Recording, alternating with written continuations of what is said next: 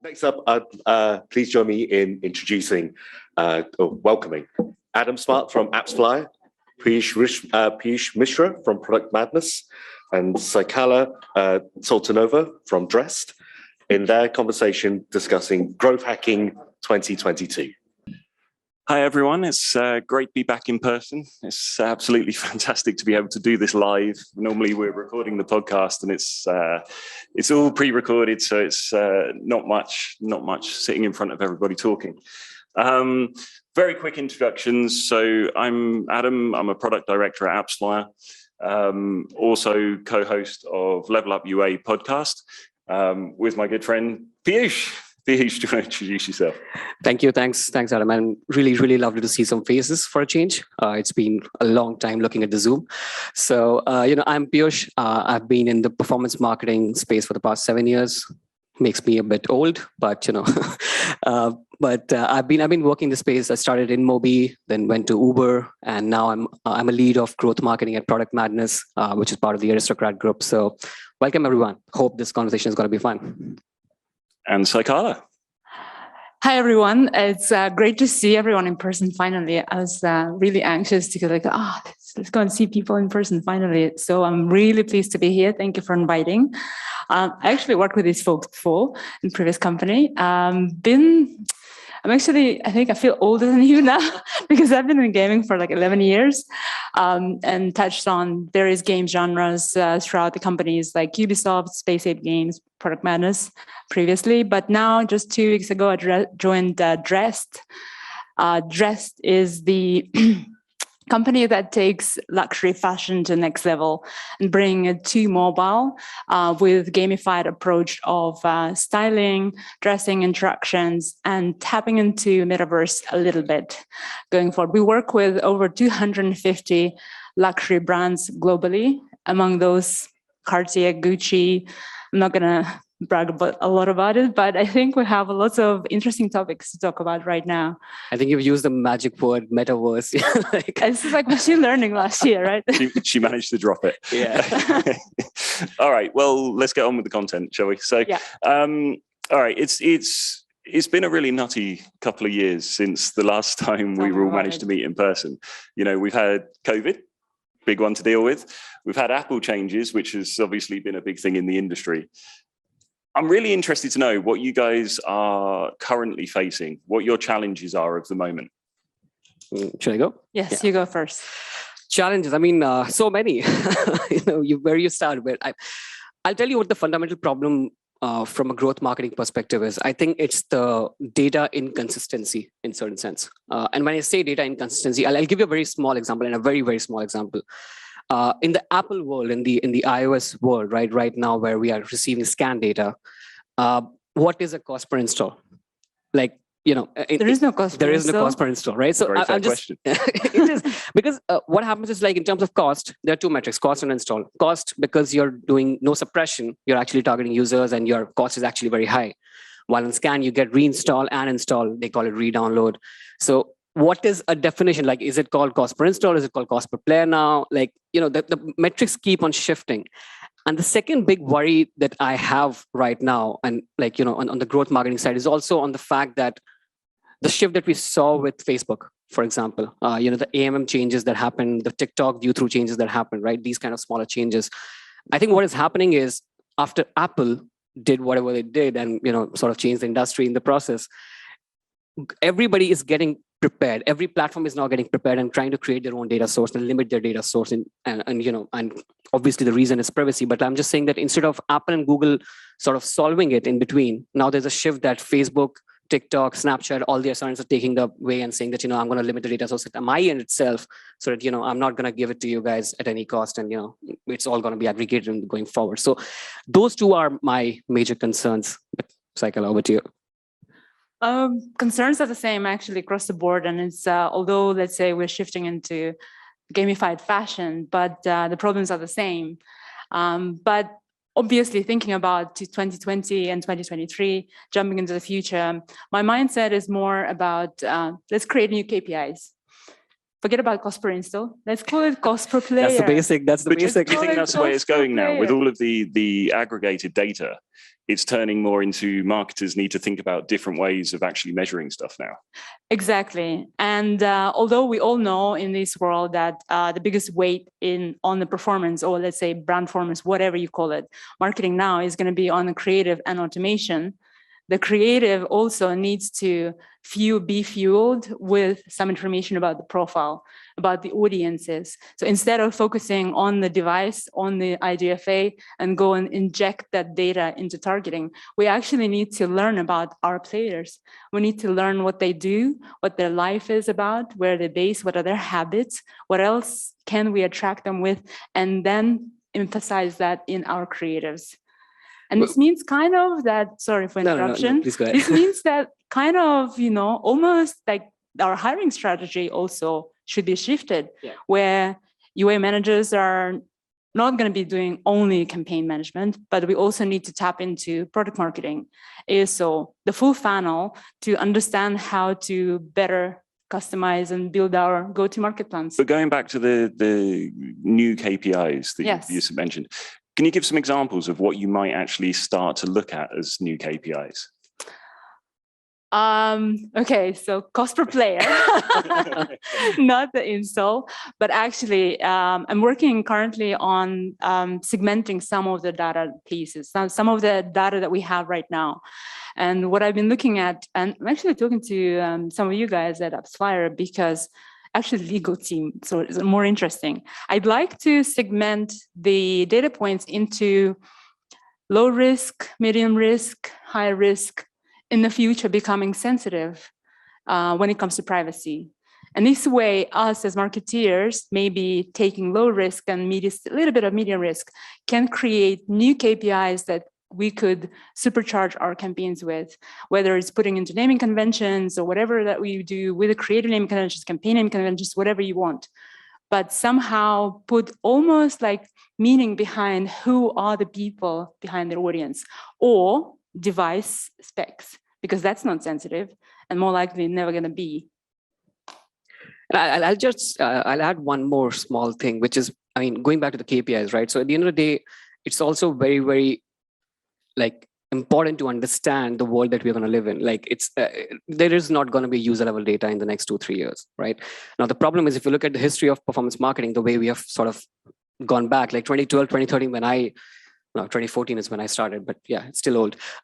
Still showing your age. I'm just saying, I'm counting the years. But, when I started, the contextual targeting, which is now the magic word, it used to be the main thing. We did not have any user level data at that point in time. And we were all thinking that, okay, a user living in Vegas, that's going to work out well for a social casino, right?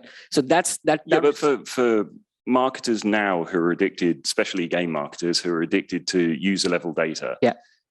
What does contextual marketing actually mean? They don't have the experience of the brand side. So what does that actually mean in reality? Look, in reality, it means just going back to the basics in the sense, and I'll try and expand upon that, because, what happened when Facebook and Google came into the picture? We started using user level data. Now, all the ad networks and DSPs also sort of shifted into that space. But, we're going to target users. What happened in the process was we became sort of lazy. We were like, we're getting user level data. This user potentially had a credit card. They did a purchase historically, blah, blah, blah. Well, you rely on Facebook to know your audience better than you do, right? Yeah. And, at the end of the day, the point is that we should not do that, because we know our audience better than Facebook. We know where we can target, but we know our audience better than Facebook. So that's the shift that is going to happen. I call it smart contextual targeting, in the sense that, it's not the same level of targeting that we used to do, but now we are two things are pretty much sorted. Let's just accept it.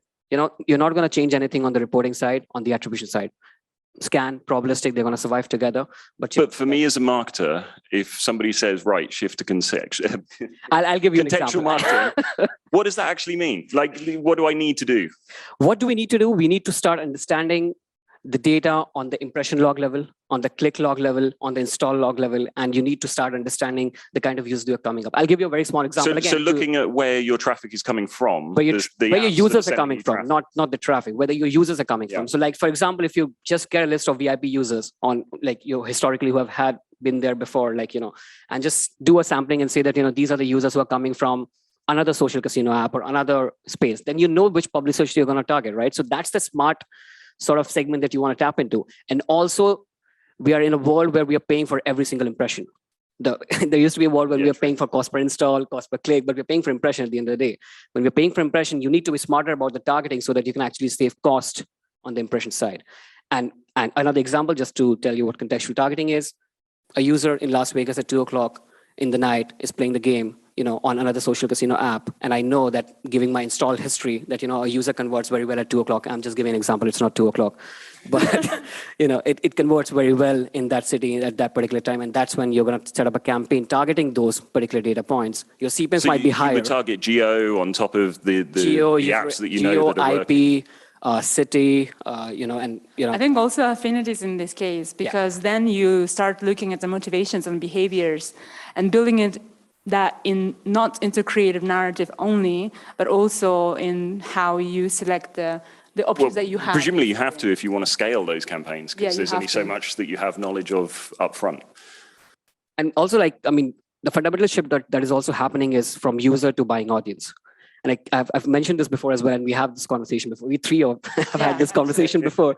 But that's the shift also happening, because now you're buying an audience, you're buying an inventory. You're not buying a user. Initially, you were buying a user.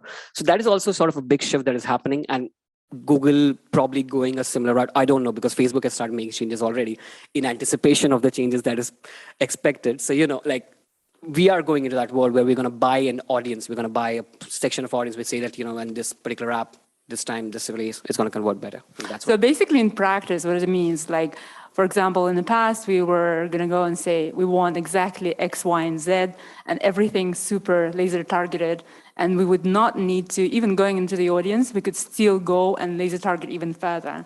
Now, taking that data drag away from us, wow, this is a bigger audience, so how are we going to do it and how are we going to figure out what's worth it? So we're now going to learn more about our audiences upfront before we do the targeting. And we go into the audience and we will serve and test several creatives with different narratives, and potentially maybe some of the creative sets, we're going to have several winners. I was going to ask about creatives. If you're going after specific audiences now, does that mean you need to tailor the creative way, way more than you would be before? Way, way more, and bring longevity and branding into place. But there has to be some kind of connection to the audience with the creative, right? Yes. So this is when, obviously, you're going to go back to naming conventions and using all of the tagging to make sure that you nourish your data. And at the same time, you will look at themes, branding, more larger scopes, and test things not like we used to do, and churn through hundreds of creatives and be focused on direct response. And now it's worth it to look into a unified approach almost, where some of it is brand spend, some of it is going to be direct response, and building a story around it. I think some of the folks out there from gaming did really well. For example, Merge Games, some of the Love and Pies from Trail Mix, they did really well. They built some of the stories, and also. But is that where it's going more in terms of building community? I've seen a lot recently with Discord and that kind of thing. That's the metaverse and then NFT world building community. Name drop. You're doing name dropping again. No, Adam, I'll just expand a little bit more on that, because I think what she's pointing out is the perfect way to go forward, in the sense that, look, in the whole discussion around privacy and aggregated data, we forget that the users have not changed. Their behavior has not changed. They're still the same set of users who were converting before. So what you can do is you have three separate flows. You can probably be very, very better at doing targeting. That's the first thing. You're targeting the correct set of audience. What's the second stage? The second stage is showing the creative, because users are going to interact with the creative. If your creative is speaking the section of audience that you're targeting, then half the job is done. And then from creative, the third is the landing page. Your creative and landing page need to be in sync. So all these three are the things that we can control, are the things that we can sort of expand into. Reporting, attribution, we can't do anything about it. So let's just accept whatever it is. Yeah, but presumably buying isn't easy if you can't get the visibility of what it is that you're buying. And that's what I'm saying. Like, for example, and I'll give you an example. I'm not saying that everybody should build a self-serve DSP or anything like that, but having a bidder in-house, understanding the response rate and the loss notification of a DSP, understanding why you're losing out on the bid is a very, very good way to understanding how your DSPs are eventually converting. What bid are you converting at? What kind of users you're trying to buy? Like, you have to control the targeting so that you control the spend. And when you get your cost under the, under the not under the table, but under this, like, you can reduce the cost at the end of the day, then you can obviously reduce, the overall cost per install. I wouldn't recommend building a bidder from scratch, by the way. No, don't do that. Don't do that. I think you're putting people down unless the you're wrong like path. a massive and big. But then going back to the targeting the audience, I think what's going to happen, we're going to discover different profiles, and we're going to spend a lot more time on studying our profile audiences and understanding more about motivations, as I mentioned before, and what do people do, affinities, other habits, what do they, what brings people to be attracted by a particular game, particular action. So it does potentially turn a lot more to brand advertising, like the almost like brand formants, I would say, because I think, let's be honest, nowadays, we all, like what was it? I think it was from previous podcast. You asked me, what you wish you've known like 5 years or 10 years, something like that before. Like, I wish I paid attention and took it more seriously when it comes to brand marketing, because now I need to know it more. background. Yeah. See, it's a circle of life. Like, when we started, we didn't used to talk about brand marketing. We used to say the performance marketing is the king. Now brand performance or performance brand, whatever that term is, but that's where we're heading into. That's interesting. All right, well, let's finish up with another question. So what is it that you're looking forward to in 2022? Living my life. No, because Scan has actually ruined it, because I was working on Scan for the past 1 or 2 years, like, on the whole iOS changes. So I'm just trying to sort of get to a place where we know what sort of data we're going to get. Like, this is a transition period, which is why it's a bit of a struggle. Even on the conversion value schema, the kind of schema that you're creating, having probabilistic data, which is really helpful, because you're getting beyond 24 hours sort of, information. So having those data points, but we are in transition period. We'll reach a position, I don't know, 1-2 years down the line when you'll know that, this is the data that you're going to get. Till then, it's hard to keep everything together, because, for example, you can't even compare between two platforms. I can't compare the probabilistic data on a Moloko, for example, versus Scan data on a Facebook, right? Those two are different sort of. So what happens at the end of the day, you're getting two different sort of data points, and you don't know which one to pick, and you don't know which CPI is better, which ROS is better, because D24 hours. And that's where you need AppsFlyer's single source of truth. That's a good pitch. I have to get a few in there. As you must. No, but so that's where the struggle is. But the most thing that I'm looking forward to is actually in terms of, for example, the Google changes that are happening. I was going to ask, is that something that concerns you? I mean, like, it's on the verge, isn't it? It doesn't concern me as much as it concerned us when Apple did it, because I think we have seen the worst. It's not going to get worse than that. I could be wrong. Google can prove me wrong, It's there. But, I'm hoping that Google is not going to do such a drastic change. But the fact is, we need to be prepared. And the way Facebook and TikTok are sort of leading the change on that front, on Android, I'm saying, the changes that they're doing, they're already getting prepared. And as advertisers, we also need to be prepared for the changes that are happening better than the way we were prepared, because back then when it happened, we were there. We were running for the hill at that point in time. So yeah, that's one thing from my side. What I'm looking forward to in 2022, actually learning lots of new things. I'm super excited and happy to have joined DREST a couple of weeks ago, actually. It's full of creative minds, and working with luxury brands, it's completely new world for me. So obviously it's still connected to gamification part of it, which is great, because then I can use some of my skills I've learned in the past 10 years. But what I'm looking forward to, more creativity, joining the forces, making sure that we are in the app that we're building that is coming next, apart from what we have live now, we are bringing social element to it as well. And yeah, the rest is very exciting. And yeah, I'm pretty excited about that. Learning new how do you say? I've worked with so many genres and subgenres in the past 11 years. And I thought I ran out of games that I could work with, and then I found DREST, It's like, oh, wow, fashion. I've never actually touched that. Let's do it. So I'm quite excited about that. What would you say, this is my own personal interest really, sorry guys, but what would you say is the biggest difference between the two stages of businesses that you're at in terms of user acquisition? I mean, like you're at a relatively new stage, you're going for app launch, that kind of thing. Obviously, Product Madness is a big social casino that's been sort of running for quite a while now. Yeah. What's the difference in terms of user acquisition?